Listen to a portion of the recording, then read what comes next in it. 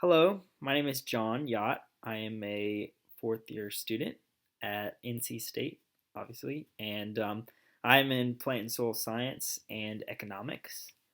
Um, so my topic is Aspergillus flavus and how um, it affects third world countries and the things you can do to prevent it in third world countries.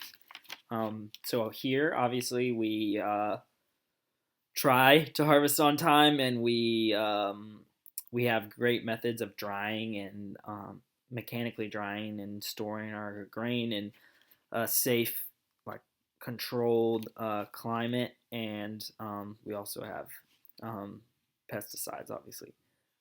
Um, but in places like Africa, which I have um, been, there isn't there isn't they don't have mechanical drying, they don't have not humid place to store grain, and so what ends up happening is there's a buildup of a lot of aflatoxin, and a lot of people get really sick, and there's a lot of things that happen that we don't even know are caused by aflatoxin but do happen. And so this project is important to me because I've seen it really affect people, and I wanted to do a project that would maybe one day help me in my real life.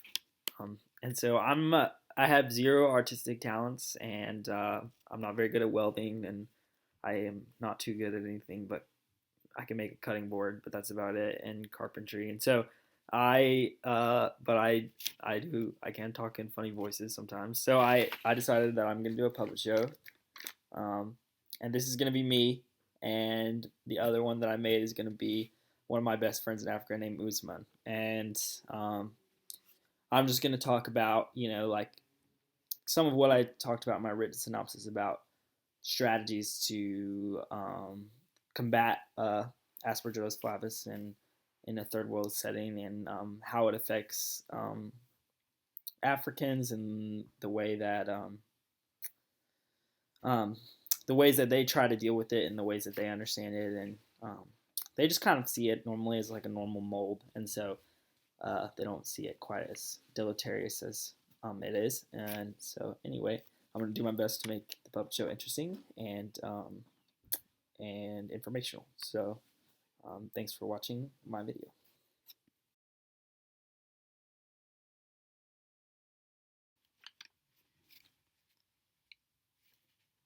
Hey Usman, how are you doing? I am good, John. How are you? Well, my stomach isn't feeling too good. Oh, ho, ho. Getting used to that African food. You know we have that mold in our grain. You'll get used to it one day, though. Actually, Usman, I'm kind of afraid that mold is Aspergillus flavus, and I'm sick because of aflatoxin. Oh, it's no big deal. We get used to it over the time. That might be true, but it's still really bad for you and bad for your kids. Really? Yes, it is. What could I do to prevent it? Well, I don't know. Let's talk about it.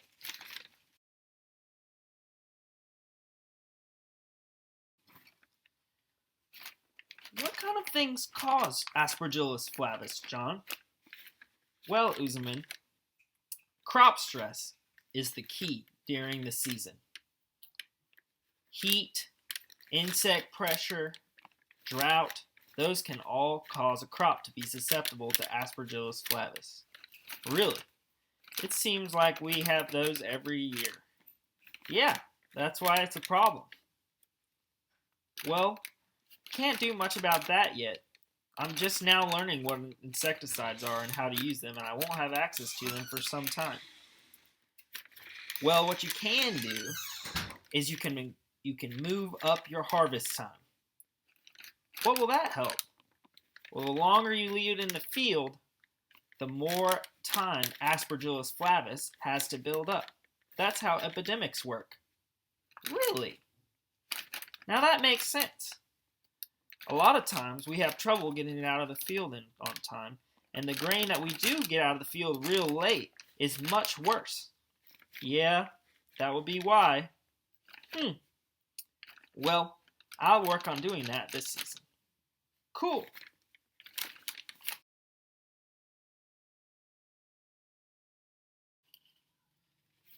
What's that, Uzman? Well, I thought I'd show you this. This is what we keep the grain in. It's kind of like burlap, and it's what our rice comes in that we buy. And once the rice is gone, we will save the bags and put the grain in it. Wow, it's pretty breathable, isn't it? Where do you keep the grain? Well, we keep it in a closet in our compound. And during the dry season, the humidity stays pretty low, and it can even get to be cool at night. But during the rainy season, it's quite humid.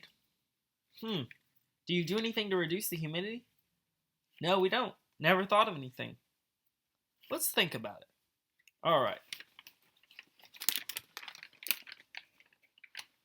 Thanks for helping me carry this, John. No problem. I bought this hermetically sealed container. I think it will make the humidity lower, and it pulls a lot of the air out. I think it will too. In fact, I think it may stop Aspergillus flavus almost altogether from post-harvest growth. Really? So you're saying if we harvest earlier and store this way, it might significantly lower our aflatoxin levels? That's what I'm saying. I think it will work. Awesome. So glad I bought this. Well, I can't wait for the day that we'll be able to use insecticides to help stop aflatoxin. But this is some big steps for now. You're right. This will significantly reduce aflatoxin in your community. I really think you're doing the right thing. Yeah. Thanks for letting me know about all that. We don't hear about that too often. No problem.